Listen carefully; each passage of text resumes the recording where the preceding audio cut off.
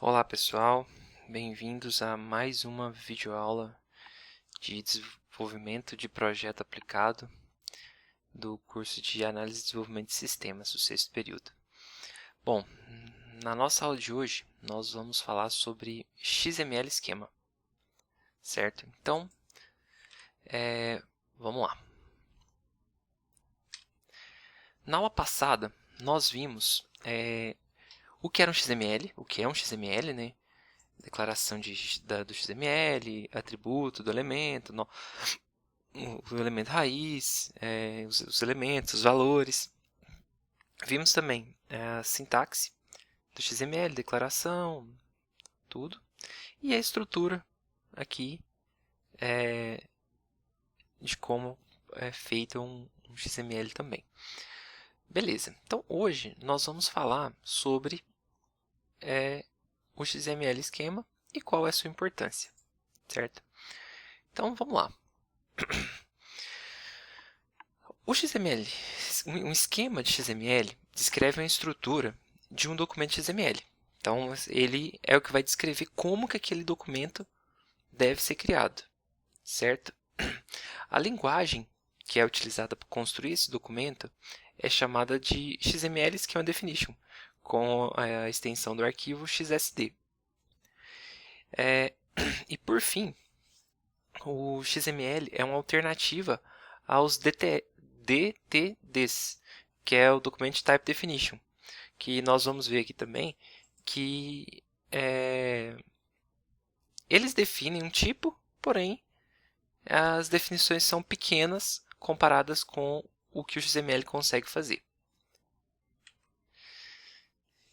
Tá, então, o que é um XML esquema? O propósito desse documento é definir os blocos de construção permitido dentro de um documento XML. Ah, Denis, então, mas para que eu vou usar isso? Você vai, por um exemplo, um programador está desenvolvendo uma aplicação que vai comunicar com um aplicativo que vai comunicar com o seu software desktop. E essa comunicação vai ser feita via XML. Você pega o seu XML esquema, fala, olha, isso é o que o meu software precisa receber. Tudo que ele pode receber vai estar descrito lá nesse XML esquema. Então, o programador pega aquele esquema e constrói o XML que ele precisa. Okay? E o bom de trabalhar com XML esquema é que ele é construído com XML. Então, as tags são todas de XML aí. E como eu já falei aqui, ó, o XML esquema serve de guia para os desenvolvedores e também como um validador. Se aquele XML está de acordo com o XML esquema que o software está esperando. Então vamos lá. Então, o que aparece num XML esquema? Você pode definir o que aparecer no documento, definir os atributos que vão aparecer naquele documento, elementos e atributos que vão aparecer no elemento, definir quais elementos são elementos filhos, qual a ordem desses elementos filhos, número de elementos filhos, mínimo, máximo. Pode definir também se ele é vazio ou pode incluir um texto. Pode definir dados para elementos e atributos padrão, né? Tipo default, e algum um valor intermediário, por exemplo, você quer colocar uma nota de 0 a 10, certo? E aí a gente tem valores padrões e valores fixos também, que é o que eu já acabei de falar para vocês. Então vamos lá. Comunicação segura de dados com XML esquema. Quando um dado é enviado de um ponto para o outro, é essencial que as duas partes tenham a mesma expectativa do conteúdo. Então vamos pensar comigo aqui. Eu tenho o meu aplicativo que vai mandar dado para o meu web service e o meu web service vai receber esse dado. A expectativa do web service é que ele receba o dado de forma correta, que ele consiga ler aqueles dados. E da mesma forma que quando o web service processar aqueles dados e devolver para o aplicativo, que o aplicativo receba esses dados e consiga fazer toda a leitura da resposta, certo? O XML esquema ajuda o remetente, né, quem está mandando os dados, escrever aqueles dados de forma correta, da forma que o receptor vai entender tudo aquilo que foi passado. Então, ele é um auxiliador e um validador para ver se você está construindo aquilo de forma correta. Então, vamos lá. Ó. Vamos pegar um exemplo bem tranquilo aí. Ó. Essa data que está aqui na tela para vocês, nós olhando ela assim a grosso modo, é 3 de novembro de 2004. Em alguns países vai ser isso. Em outros vai ser 11 de março. E como que a gente define isso? Olha só, a gente passou um tipo date lá no elemento XML. Então, a gente vai saber que aqui essa data é realmente um 11 de março. Que aí vem ano, mês e dia. Então, essa data seria um 11 de março, que igual está aqui no próximo tópico, certo?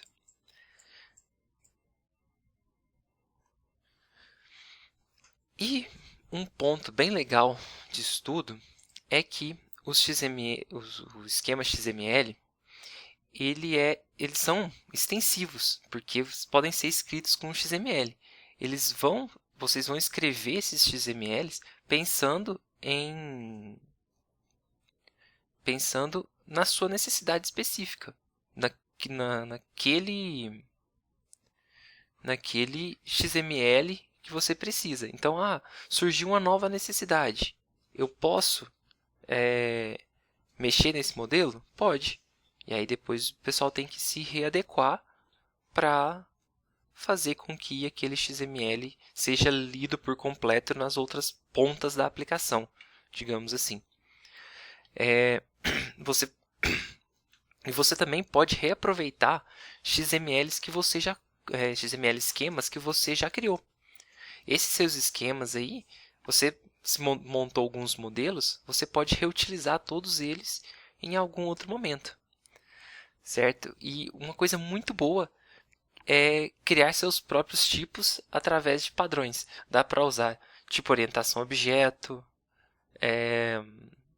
herança e referenciar também muitos esquemas em um mesmo documento. Se você tem vários tipos, você referencia todos eles no XML e usa aqueles tipos. Você referencia eles nos esquemas e pode usar aqueles tipos que você já tem criado. Bom, então, trouxe aqui para vocês um exemplo bem básico de um XML, de um esquema XML. Ó. Então, ele começa com a mesma tag do XML, que é o XML version.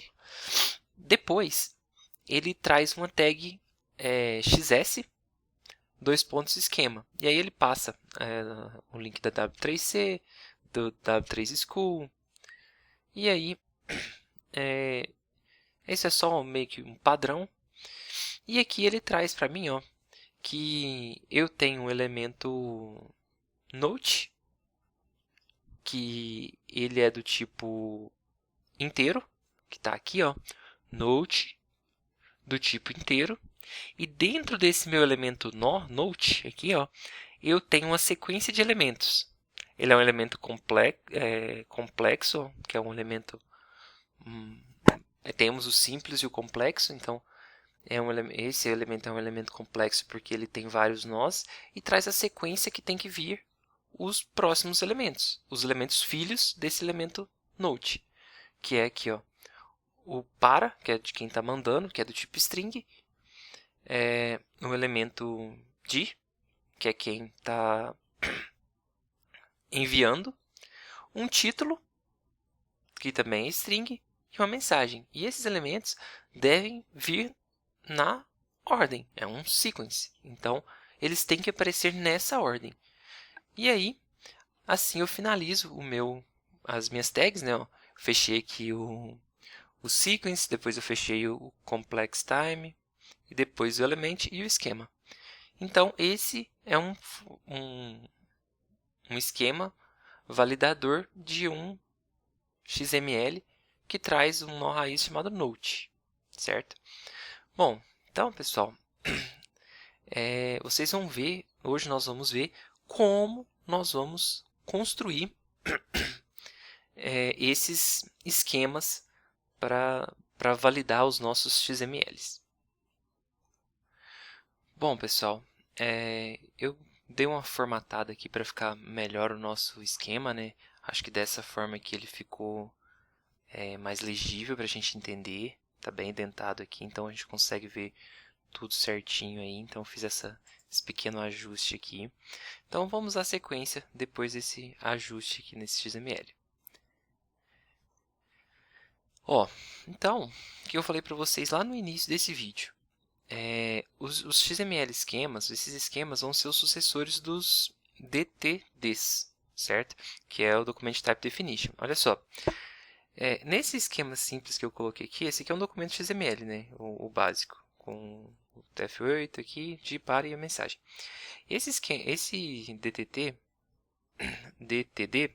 ele tem aqui recado, né, que é o nó principal, e dele traz lá o dia, o par e a mensagem, que é o que a gente usou aqui. Então, olha só, ele só traz esses dados. Então, se eu quero algo mais elaborado, eu vou utilizar um esquema. Vamos ver esse esquema. Olha só, esse é o esquema de validação daquele XML. Eu trago aqui o nó recado, dentro dele eu tenho uma sequência de elementos, né, de par e mensagem do tipo string. Ou seja, esse esquema aqui já traz uma definição que todos esses itens têm que ser do tipo string. Lá no slide anterior, olha só, eu tenho aqui só falando que tem que existir aquele nó. Então, isso já complica um pouco a utilização do DTD, beleza? Bom, vamos dando sequência. Agora nós vamos conhecer um pouco sobre a sintaxe do XML esquema. É muita coisa, tá? Vou falar para vocês assim, não é tão simples assim, mas também não é algo tão difícil. Vai ficar uma aula maior, mas vamos lá que vai ser sucesso.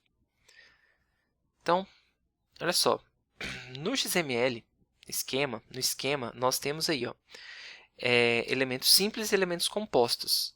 Eu já mostrei para vocês lá no início, eu falei sobre o simples e o complexo, que o simples é só um elemento e o complexo tem mais de um.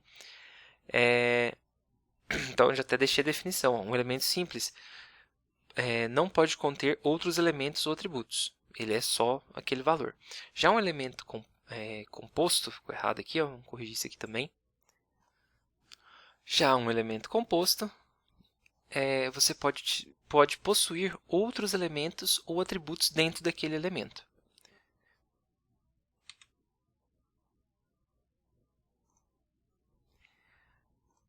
Então, olha só, eu tenho aqui um XML simples, né? Onde eu só tenho aqui o apelido, Silva, idade 34 e a data de nascimento. Beleza. Todos os elementos definidos, xs, element, name, o apelido, type, string. A idade do tipo inteiro e a data de nascimento do tipo date. São tipos padrões que a gente tem. E aí, esses são os tipos padrões mais utilizados que a gente tem aí nos esquemas, que é string, decimal, integer, boolean, date e time. Isso vocês já estão mais do que acostumados com esses tipos aí. Então vamos lá. Elementos que podem ter valores por padrão ou valores fixos ou valores fixos. Se nenhum valor for especificado lá no nosso esquema, e nesse caso aqui ele vai ficar com a cor azul. Vocês podem ver aqui, ó, eu defini que o elemento cor é do tipo string e por default ele é azul. Então ele vai começar já valendo com o valor azul. Ah, eu posso mudar ele para vermelho? Claro, sem problema. Ah, Denis, mas tem outro detalhe. Esse elemento não pode ser alterado. Então eu vou usar o fixed. Então eu coloquei aqui, ó, elemento cor, o name dele é cor, o tipo é string e ele é fixed. Então não vai poder trocar o azul pelo vermelho. Por exemplo, no caso, o vermelho por outra cor.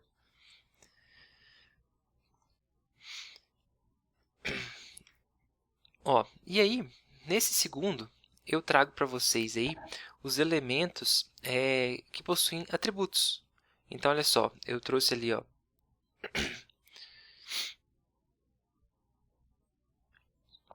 o idioma, que é PTBR, do apelido. E tá ali o apelido, né? E eu passei um valor pro atributo idioma. Então, eu tenho um atributo dentro do meu elemento. Então, eu vou ter lá xs_element, depois xs_attribute, nome, idioma e o type dele string, certo? Esse name você consegue fazer a ligação. Você pode passar só xs_element, name, no caso ele vai ser o anterior, né? Vai ser o apelido. E lá dentro você vai setar o idioma pela referência do name. Ele vai entender que esse atributo está ligado ao apelido, porque ele vai estar dentro do mesmo XS elemento. Bom, então tá aqui, ó. Esses atributos também podem ter valores padrões, da mesma forma que eu utilizei anteriormente, o default e o fixed. Então, isso vai ficar a critério de vocês, depende da necessidade, né? Vocês têm que fazer um levantamento daquela necessidade. Eles podem ser também opcionais ou obrigatórios, bem HTML isso aqui, ó. Optional e required. Então, ó, esse atributo ele pode ser opcional, vai ter ou não vai ter. Ah, esse aqui é obrigatório, ele tem que ser preenchido. E agora vamos falar um pouquinho sobre restrições. Então, olha só, vamos entender esse nosso nó aqui, ó. Esse XS_element ele cria um element de idade. Então, quando eu for ter lá um campo de idade, vou criar um elemento de idade. E ele é um simple type, ó. Então ele não tem outros elementos dentro dele, é só o elemento idade. Ele só vai ter o valor dele, só que ele tem uma restrição. Olha só, um XS restriction, a base dele é inteira, então ele não aceita outro tipo de valor. E ele determina aqui, ó, que a idade tem que ser um valor mínimo, ó, de 0 e um valor máximo de 100. Então, ele está fazendo uma validação no elemento idade, falando que eu posso inserir qualquer valor, desde que seja inteiro, mínimo 0, máximo 100. Bom, podemos também restringir os valores por um conjunto numerado, tipo um combo box, que a gente tem aí, ou um select do HTML. Eu tenho um elemento chamado carro, e nesse elemento eu tenho uma restrição também, que ela é do tipo string, e eu vou poder escolher entre 3 opções que eu já deixei determinada, que é o Audi, o GTR e a McLaren. Então, eu posso escolher um desses carros aí, ok?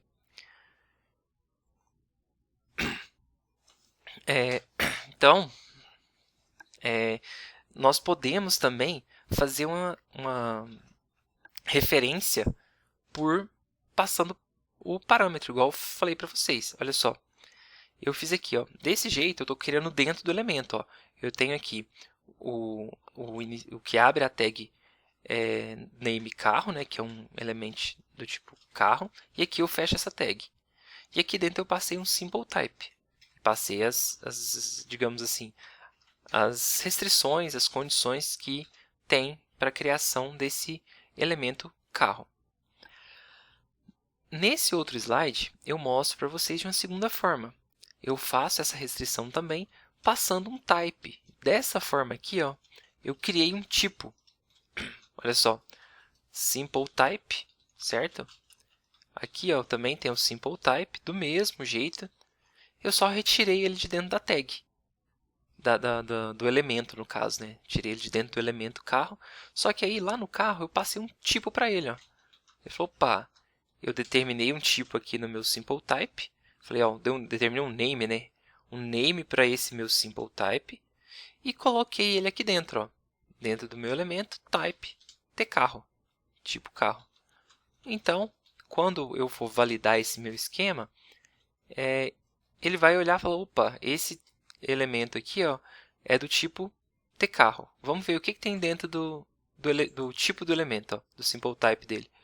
Entrou lá, string, Audi, Golf, BMW. E você pode escolher um desses.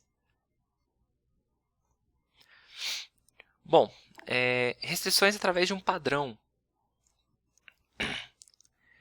Por exemplo, definir um elemento letra, né, para que receba somente uma letra e só letra minúscula. Letras minúsculas, no caso, né?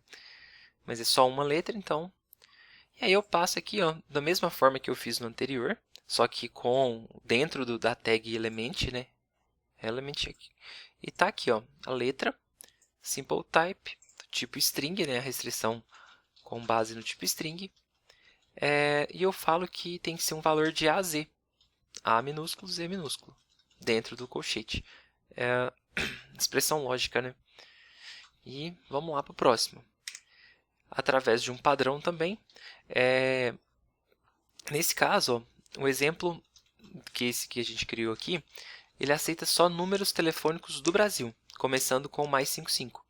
Então, se tem outro telefone que ele começa, por exemplo, que é dos Estados Unidos começa com mais 1, não tem como você adicionar esse telefone. E aí, nesse caso, eu adicionei aqui que ele começa com mais 55, ele vai de 0 a 9, né, por 11 casas decimais. Não seriam 11 casas decimais, seriam 11 números. Por que 11? São 2 do DDD, mais adicionou mais um 9, né? Então 2 do DDD, mais um 9, 3, e mais 8, que é o número padrão aí. Então, 11 números. Agora, vamos fazer com letras, né? Aceita 0 ou mais ocorrências de letras minúsculas. Então, aqui, ó, ele vai adicionar uma letra minúscula ou quantas ele quiser. Tem que ser letras minúsculas, pode ser qualquer uma, desde que tenha... Não pode ser que não tenha nenhuma, mas pode ser que tenha quantas ele quiser, desde que letras minúsculas. Também, por um padrão, ó, aceita só M ou F. No mesmo caso, ó, M ou, a barra pipe aqui quer dizer o ou, né? F. Temos também por tamanho, que é mais ou menos similar ao que usamos na idade, né? Também ficou errado, hein? Vamos fazer essa correção. Correção feita. Então, olha só. Por um tamanho, ele vai aceitar, nesse caso, uma senha.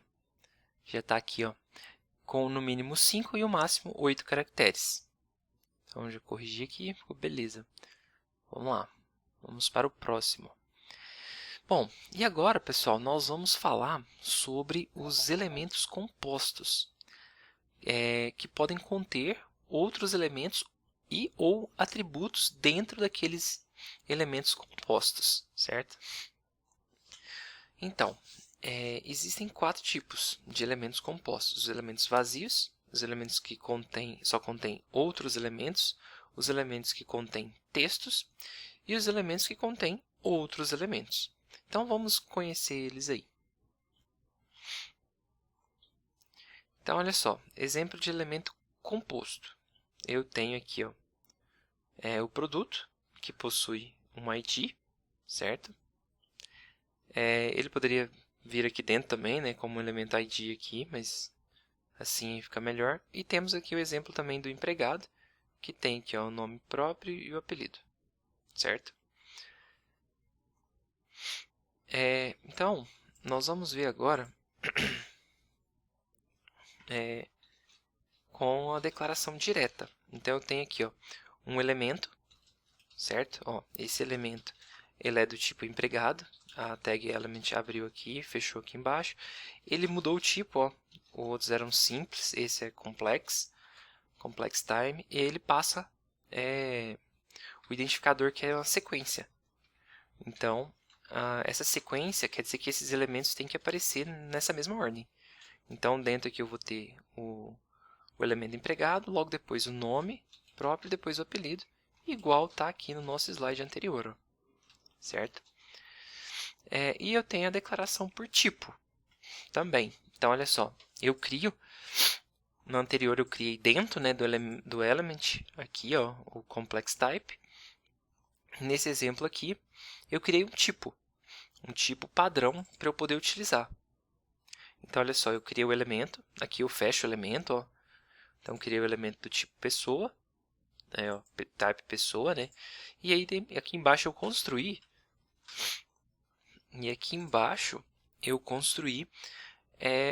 o complex type, né? E dei um name para ele, né? De pessoa. E aí eu faço a ligação entre esse elemento e o complex type através do name. Então, automaticamente o esquema entende que quando eu passo um type tipo pessoa, ele vai procurar dentro do elemento algum complex type que tenha aquele name. E aí, basicamente não, é a mesma coisa. Tanto dessa declaração direta, quanto dessa forma. Denis, qual que é a vantagem de se usar desta forma? Claro que tem que ter uma vantagem aí pra gente, né? A vantagem é, já que eu declarei eu criei um tipo complexo, eu posso utilizar ele em outros elementos. Tipo linguagem de programação. Quando eu quero usar um procedimento, eu tenho um procedimento pronto, uma função, eu vou e reaproveito aquela função em vários locais do meu código. Então, foi o que eu fiz aqui. Empregado, estudante, membro, todos são do tipo pessoa. Certo? E também, eu posso usar o mecanismo de herança da programação orientada a objetos. Vocês podem ver aqui que eu tenho aqui um elemento do tipo empregado e ele é do tipo pessoa2. E aí, o que eu fiz? Eu criei utilizei aquele que já estava pronto, o pessoa, que já está aqui, e vim aqui e criei um novo complex time com o nome pessoa2. Aí eu passei aqui um complex content, falei que ele é uma extensão de pessoa, que a base desse elemento aqui é o pessoa, e passei a sequência. Então, dessa forma, quando eu instanciar, digamos assim, né, olhando pela orientação objeto, quando eu criar um elemento com o tipo pessoa, ele vai ter tudo que pessoa2 no caso, né? Ele vai ter tudo que a minha base tem, que é o pessoa, mais a morada, cidade e país. Certo? Então, você tem uma série de definições aí que você pode utilizar para criar esse seu esquema. Vamos para a próxima. Agora, pessoal, nós vamos falar sobre os elementos vazios. Por exemplo, esse elemento aqui de produto. Como que eu fiz essa definição? Olha só, eu falei que ele é um complex type, passei para ele aqui, ó, que ele tem um atributo. Ó. Então, ele não é um outro elemento interno. O elemento produto possui um atributo do tipo ID e ele é positivo integer. Esse type eu não listei para vocês lá no início, mas também tem, ó, do tipo positivo inteiro. Então, como que eu vou saber qual que é a diferença dos elementos que têm outros elementos dentro e dos elementos que têm um atributo com um valor dentro dele? Quando você tiver aqui dentro esse XS attribute, ok? Então, olha só. Agora nós vamos ver os elementos que só contêm outros elementos. Que esse exemplo até a gente já viu nessa mesma aula, nos exemplos anteriores. Que eu tenho aqui uma pessoa, nome Pedro, apelido Figo. Beleza. Aqui eu determinei que eu tenho o nó raiz, que ele é pessoa, que é o meu primeiro elemento. Depois eu falei que ele é do tipo complexo, que ele tem mais elementos dentro. Passei a sequência, né? Falei, opa, o identificador dele aqui ele tem que ter uma sequência. Então, o próximo elemento que vai vir dentro desse nó pessoa vai ser o nome, que é do tipo string, depois o apelido, que também é do tipo string. Fechei a sequência, fechei o complex e fechei o elemento.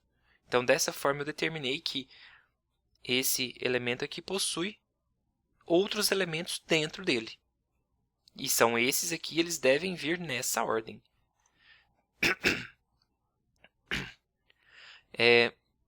Tem elementos também que a gente pode ter o atributo. Além do texto, ter o atributo. Que é nesse caso aqui o tamanho do sapato. Ó. Nesse caso, com o tamanho do sapato, eu passei que ele tem uma extensão. Ele é um simple type, ele é simples, né? Ele só tem um valor, mas esse simple content, ele tem uma extensão que é inteira e que recebe um atributo do tipo país, que é country, que é do tipo string. Então eu falei que ele é um elemento simples, que ele vai receber somente um valor, que ele não tem outros elementos dentro e que ele tem um atributo do tipo country que também recebe uma string. Então, com essa definição, eu consigo passar um valor para o tamanho do sapato e qual seria o país daquele que equivale a esse valor. Vocês já devem ter visto aí, você vai comprar um tênis, um chinelo, ele vem lá o tamanho do Brasil, o tamanho de outros países. E temos também, pessoal, elementos que podem conter atributos, elementos e textos. Esse sim dá um trabalhozinho, até que você monta ele aí é complicado, então vocês podem ver que é um texto, né? Querido Mr. John Smith, a sua ordem de serviço 1032 foi paga nessa data aqui de 13/7/2001. Então, eu criei um elemento do tipo letter, com name letter, né? E falei que o tipo dele é letter type. E aí eu criei um complex type, falei que o name dele era letter type, para poder referenciar, né, aqui no elemento, e falei que ela era do tipo mixed. E aí dentro, quando eu passo esse tipo mixed, eu trago uma sequência. E os elementos têm que vir nessa sequência. Então ele vai procurar o name para a pessoa que vai receber aquela mensagem, por exemplo. Ele está falando que é do tipo string. Está falando aqui também que é o número da ordem, o order ID, é um positivo inteiro. E o ship date é do tipo date, que foi quando foi pago. Então você também consegue montar esses XMLs, validar esses XMLs com esquema de forma bem dinâmica também. Dá mais trabalho? Sim, mas funciona muito bem. Estamos chegando no final da nossa aula. Ficou uma aula um pouco maior, né? Então, eu agora vou trazer para vocês os indicadores. Já falei para vocês do sequence. E agora eu vou explicar o All Choice. E a gente vai falar do sequence novamente. E depois, lá no final, a gente vai falar dos indicadores de ocorrência, que é quantas vezes aquilo pode acontecer. Então, vamos lá. O AL, pessoal, especifica que os elementos filhos podem aparecer por qualquer ordem e que cada elemento filho pode ocorrer no máximo uma vez. Quando eu passo aqui, então, quando eu passo aqui o XSAll, eu posso ter um nome próprio e um apelido.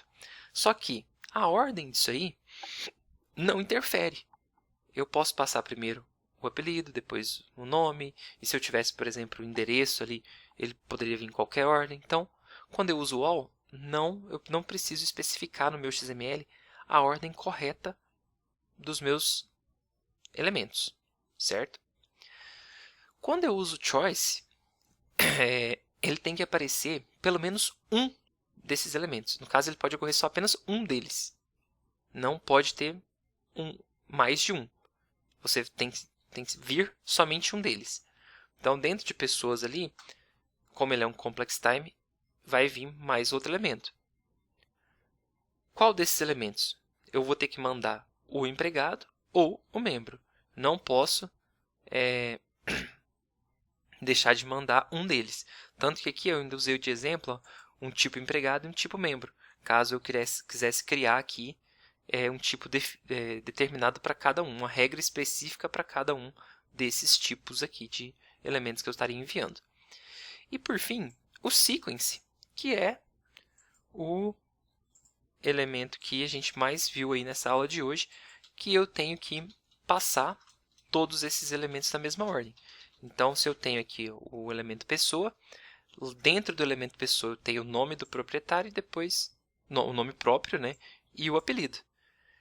Nessa sequência. Então, eu não posso passar o apelido primeiro do que o nome próprio. Correto? E por fim, nós vamos ver aqui o indicador de número de ocorrência. O max occurs e o min occurs. Então vamos lá, olha só. O max é o número máximo e o mínimo é o número mínimo. Então, esse não tem nem segredo aí. Então, vamos ver esse exemplo aí. Ó. Esse é o exemplo do XML que eu criei, que tem o nome de família.xml. Então, eu tenho aqui, ó, dentro da pessoa, eu passo aqui ó, o nome da pessoa e eu passo um elemento chamado nome filho. Tá aqui, ó, o José Silva tem uma filha que chama Teresa. Depois, eu passo a Teresa. Teresa Silva, provavelmente filha do José Silva. E essa Teresa, ela tem mais 4 filhos. Tem a Maria, o Rui, a Joana e o Simão. Ficou lindo esse aqui, né? Mas já a gente corrige também.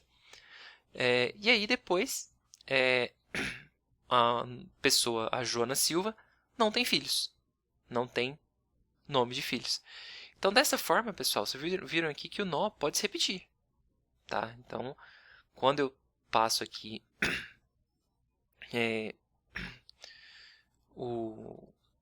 dessa forma, eu posso ter vários nós com o mesmo nome. Isso não tem problema. Então, vamos ver como ficou o nosso esquema, o nosso XSD. Então, olha só. Eu falei que eu tenho um elemento principal, que é o meu nó principal, que é pessoas.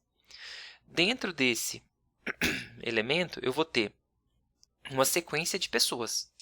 Ó, uma sequência de elementos pessoa que tem um max occurs né, de ilimitado. Então ele pode ter quantos ele quiser. Dentro desse meu elemento pessoa, então aqui eu já falei que então posso ter quantas pessoas eu quiser dentro desse meu XML pessoas. Então eu vou ter vários elementos pessoa. Dentro desses meus elementos pessoa, eu vou ter uma sequência de um complex time, então tem outros elementos dentro.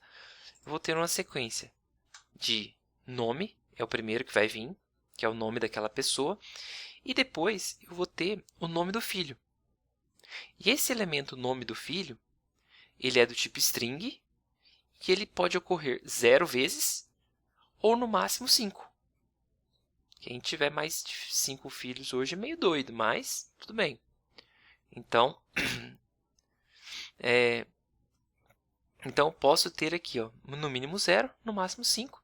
Aqui eu fecho o meu complex time, fecho o meu elemento e fecho o complex time de pessoas e fecho o meu esquema. Bom, pessoal, então, finalizando o nosso vídeo aí, hoje nós vimos qual é a importância do XML esquema, como que ele funciona, onde eu vou aplicar ele. Lá no começo eu falei sobre a questão dos aplicativos saberem, de ambas as partes, saberem como vai ser a comunicação. O XML é uma linguagem de comunicação entre esses aplicativos e eles têm que falar a mesma língua. Por exemplo, o aplicativo, o app com o web service. Então, eles têm que ter o código de comunicação deles ali e esse código é regido, digamos assim, por um XML esquema, por um XSD, certo? Então, por hoje, a nossa aula vai ficando por aqui. Qualquer dúvida, podem entrar em contato comigo, que eu vou estar à disposição para esclarecer vocês. Um grande abraço a todos e até a próxima aula.